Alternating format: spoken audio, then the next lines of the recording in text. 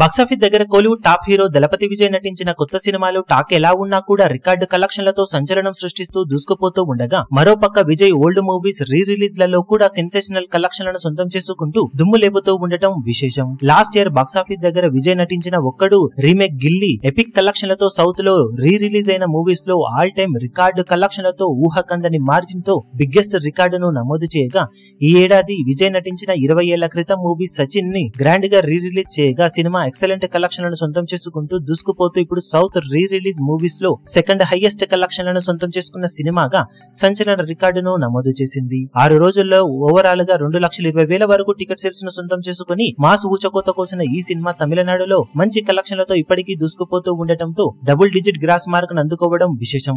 Overall గా 6 రోజుల్లో cinema తమిళనాడులో 7.75 కోట్లు, కర్ణాటకలో 80 లక్షలు, రెస్ట్ ఆఫ్ ఇండియాలో 30 లక్షల వరకు గ్రాస్ ను వసూలు చేయగా ఓవర్సీస్ లో 1.8 కోట్ల దాకా గ్రాస్ ను అందుకుంది. దాంతో 6 రోజుల్లో 10.65 కోట్ల రేంజ్ లో గ్రాస్ మార్క్ ను అందుకున్న ఈ సినిమా సౌత్ ఇండస్ట్రీలో రీ రిలీజ్ అయిన మూవీస్ లో సెకండ్ హైయెస్ట్ గ్రాస్ కలెక్షన్ అందుకున్న సినిమాగా నిలిచింది.